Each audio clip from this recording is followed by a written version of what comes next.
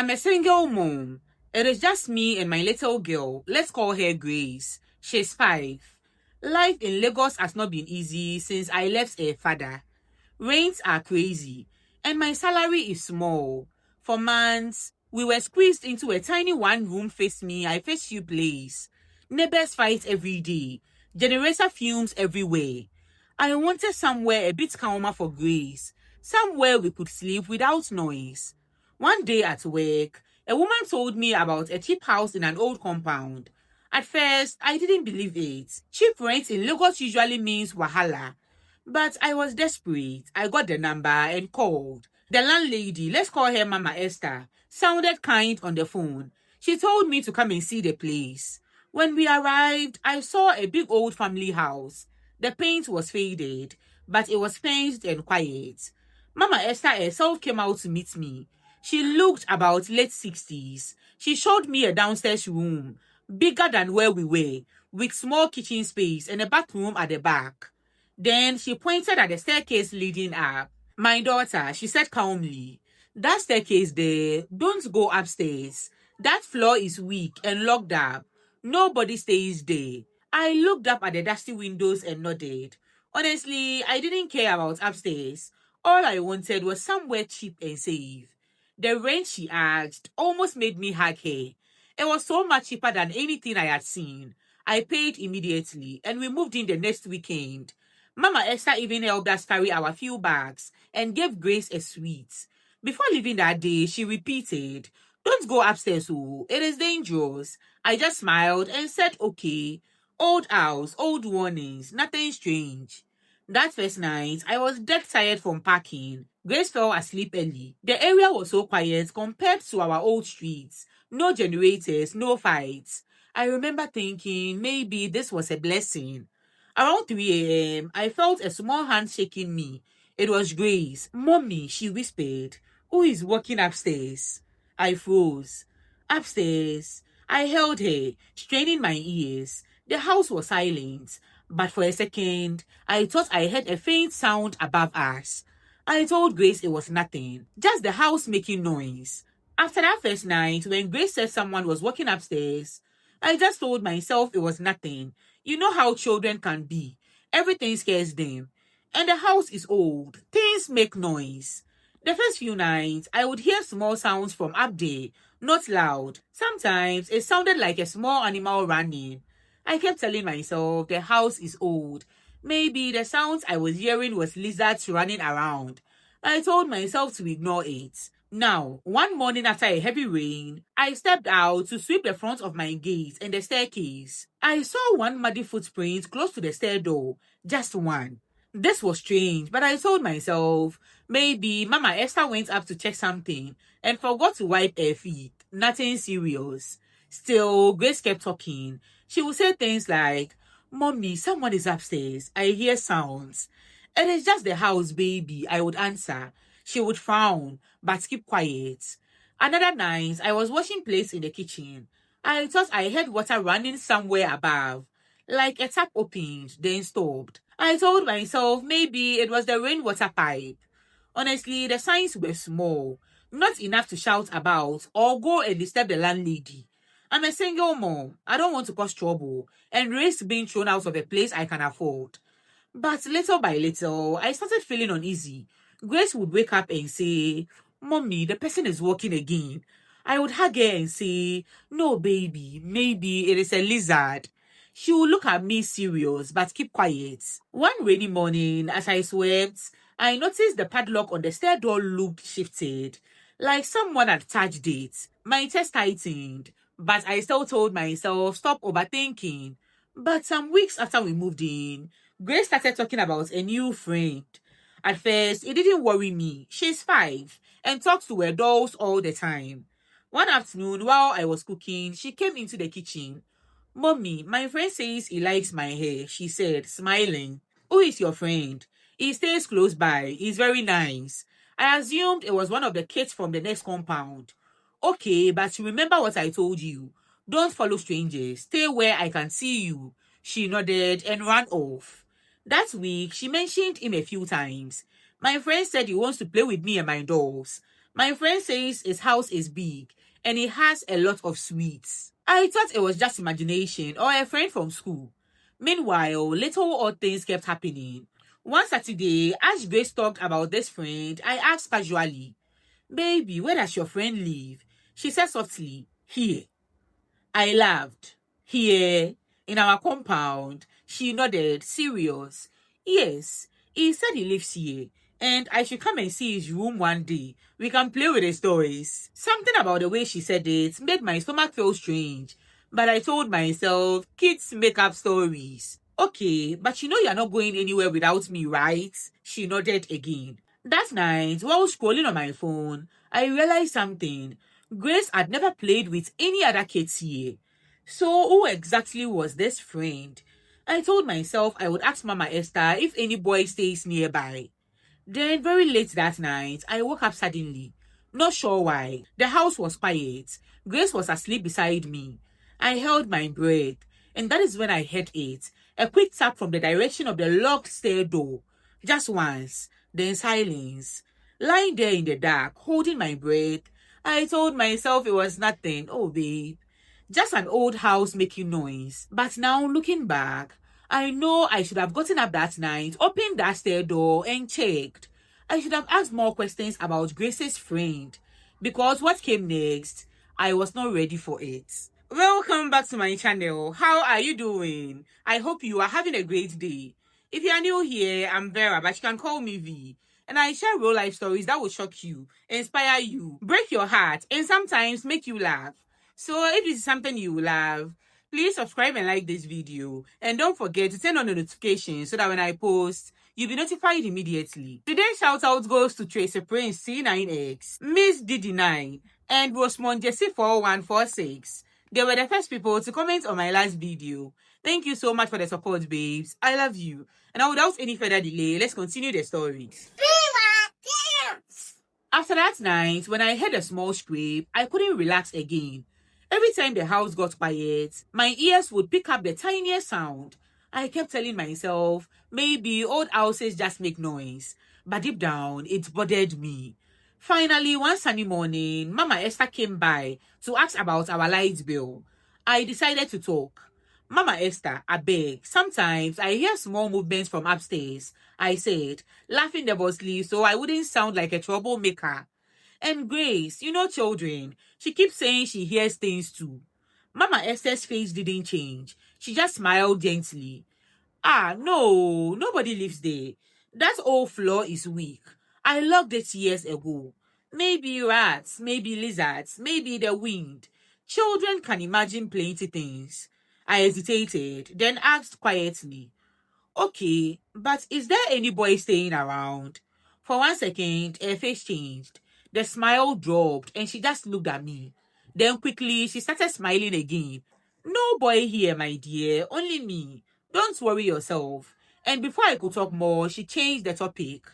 "Anyway, how is work? You and Grace are settling well. Don't let this house worry you. I cooked stew yesterday. I will send some for you." She moved on so fast that I felt almost stupid pushing. And honestly, I can't afford wahala. This rent is what I can pay. That night, while dressing Grace for bed, I told her, "No more stories about this friend, okay? Maybe you're just imagining." She looked up at me with those serious eyes. "But Mom," she tried to complain. "I am serious," I told her. "There is no boy around. It is just in your imagination." After some weeks in that house, more things started happening that I couldn't ignore again. One night, I was half asleep when I heard a loud bang, like a door upstairs slamming shut, then silence. My heart jumped. I sat up, listened for a while. Nothing followed. I told myself maybe wind or wood shifting, but sleep refused to come back easily that night. Another night, close to midnight, I stepped outside to pick the last clothes from the line before rain. The light outside was dim. That is when I saw Mama Esther. She was coming quietly down the stair door. She held a small torch and looked around as if checking if anyone was awake. When she noticed me, she jumped a little, then smiled like nothing happened. "Ah, you are still awake?" she asked. "Yes, ma, just picking my clothes," I said, pretending not to notice where she came from. She just nodded and said, "Good night, too." She locked the stair door before going to her room. I stood there confused. She told me from the start that the floor was bad and locked. So why was she up there in the middle of the night? Some days later, I started chatting with one of the older women in the next compound while buying foodstuffs. She asked if we liked the house, and when I said yes, she lowered her voice. That's Mama Esther. She once had a son, quiet boy, David. People say he died in a car crash some years back. I asked, surprised. She had a son. The woman nodded slowly but didn't want to say more. He had some dark wahala before he died. Best not to talk too much. Before I could press further, she glanced at Grace, who was standing nearby, and changed the topic quickly. That evening, Grace wouldn't stop talking while I braided her hair. "Mommy, my friend said he likes the way you braid my hair." "Mommy, my friend told me his name today. He said I should call him D." I froze for a second. D, like David. My heart started beating fast. Could it be? But I smiled so she wouldn't see the fear in my eyes. "Okay, baby, that is nice." Inside me, everything turned cold. Was my daughter just imagining? Was she talking to a ghost? That night, I lay awake staring at the ceiling, and one thought refused to leave my head. Is my little girl playing with a ghost? And was the ghost Mama Esther's son? I felt like I was going crazy. After that day Grace said the name D, I couldn't rest. The next time I saw the woman from the next compound, I decided to push small. "Auntie, abeg, that boy you talked about, Mama Esther's son, what really happened to him?" She looked around before talking, voice low. His name was David, very quiet, kept to himself. But years ago, something happened. A small girl in the area accused him of doing bad things to her. Police came looking for him.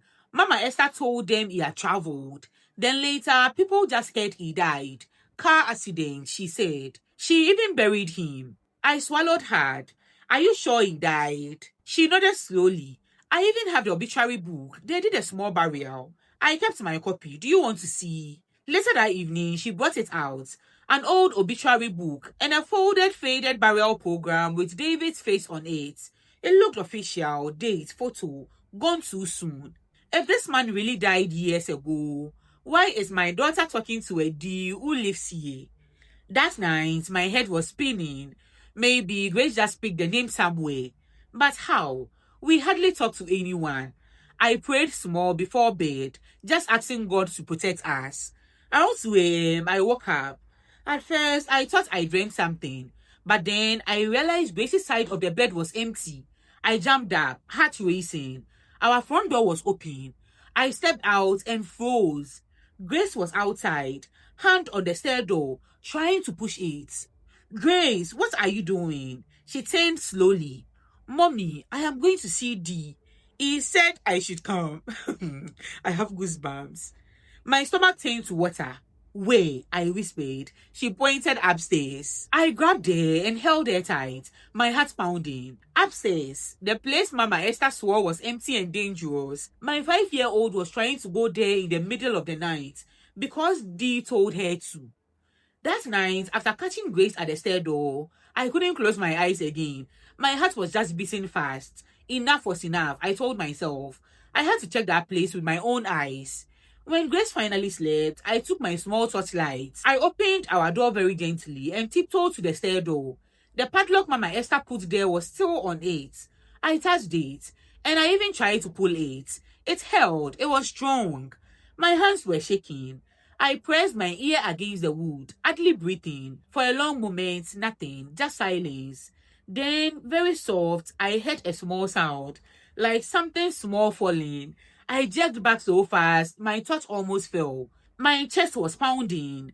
I wanted to run, but I stood there, sweating, telling myself, "You don't know what you heard. Maybe rats, maybe wood." But deep down, I knew it wasn't rats.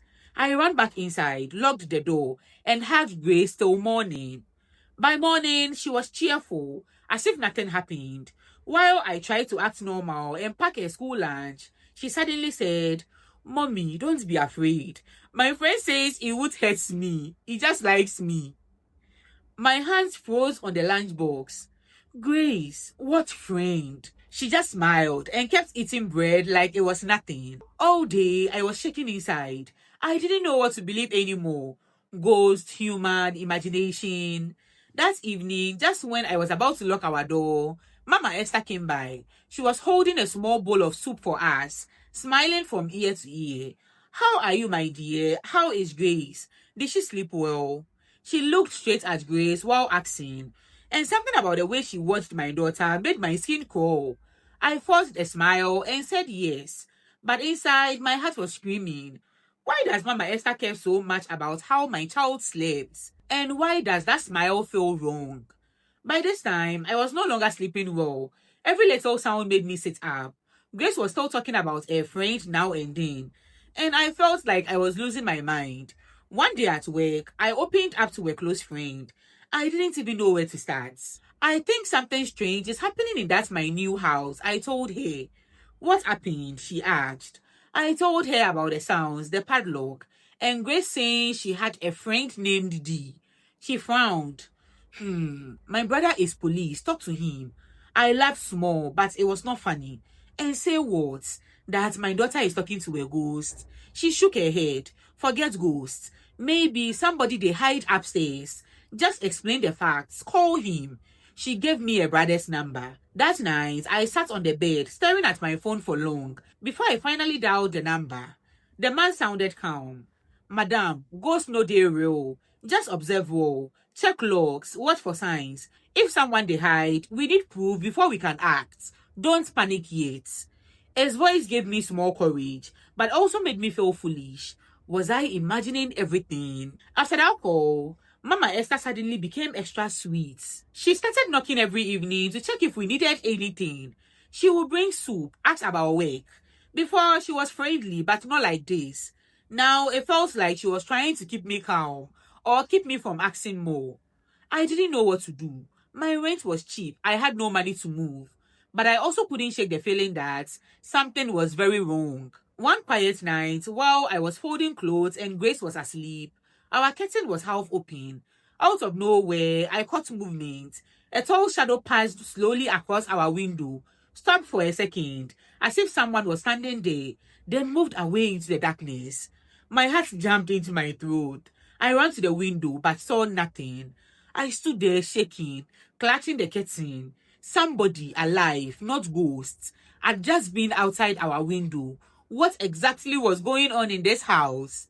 That evening was one of the worst of my life. I was in the bathroom, trying to rush a quick bath, while Grace played with her toys in the room. The next thing I heard was her laughter, but it sounded far, not inside the room. At first, I thought I was imagining. Then I realized it was coming from upstairs. I jumped out, water dripping, towel half tied, heart beating mad. I ran to the stairs. The stair door was wide open. I raced up the stairs barefoot, and there was Grace, standing in what looked like an old living room, smiling like nothing was wrong. Grace, what are you doing here? I asked, grabbing her. She looked surprised. Mommy, Dee wanted to show me his room. My whole body went cold. I pulled her close and ran back down the stairs, shaking. I took her straight into the room, and just then, as we entered the room, I heard it. Footsteps running down after us. Heavy, quick. I opened my door fast, just as the footsteps passed our door. But when I looked, no one was there. Just the empty stairway and the wide open door. I locked Grace in our room, grabbed my torch, and forced myself back to the stairs. I had to see for myself. Up there, the floor was not weak at all, like Mama Esther said. The floor was strong, swept clean. There was an old mattress in one corner, a few men's clothes hanging on a nail, some empty water bottles, sweet wrappers, and a small bag with toys and more sweets. Somebody had been living there. Then I looked closely at the padlock on the outside. My hands were shaking. It was a dummy. The lock looked real, but the shackle was cut and glued back, so it could open from inside anytime. From the ground, it looked locked, but whoever was up there could come and go whenever they wanted. I ran back to my room, shaking so bad I could hardly hold the phone. My heart was beating out of my chest. I called my friend's brother's number, the policeman, immediately. Officer, please, you need to come now. Somebody is living upstairs in my house. My voice was trembling. He said, calm down, madam. I am on my way.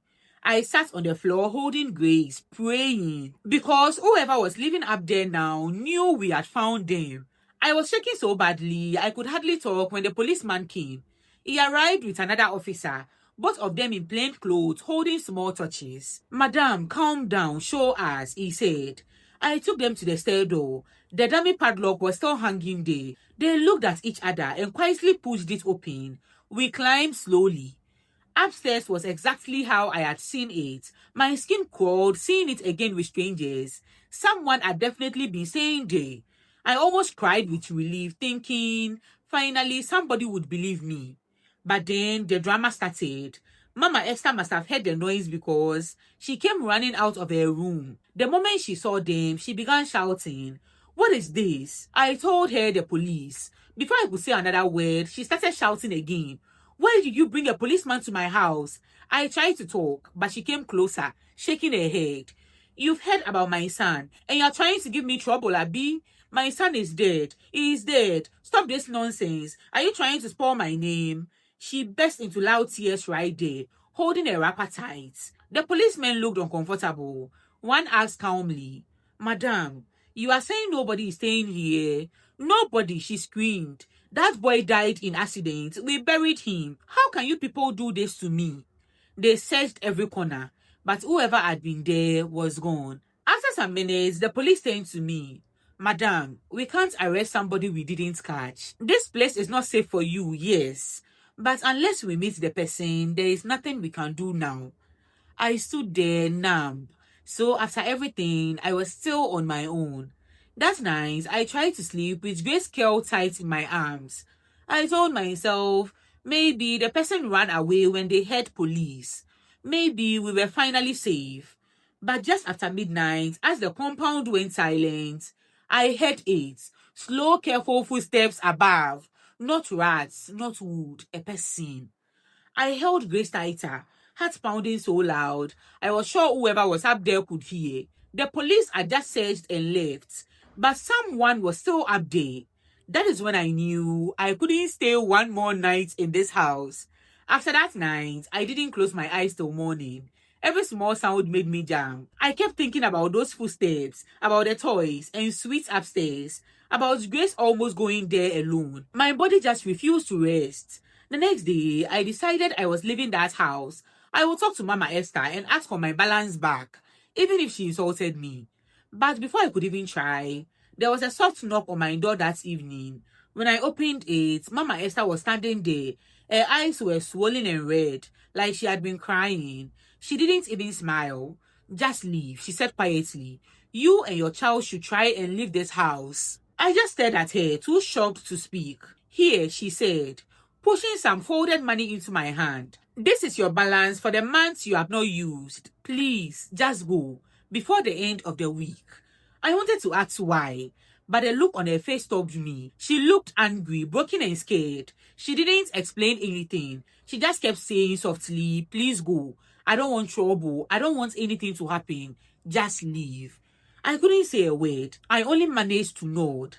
That night, I didn't bother sleeping. I started packing quietly while Grace slept. At first light, before most neighbors woke up, I carried our bags outside, got a small truck to pack the rest of my things, and got a keke to the main road, and left without telling anyone. My heart was pounding the whole time. I moved back to my family house in another town for some time, just to breathe and keep Grace safe.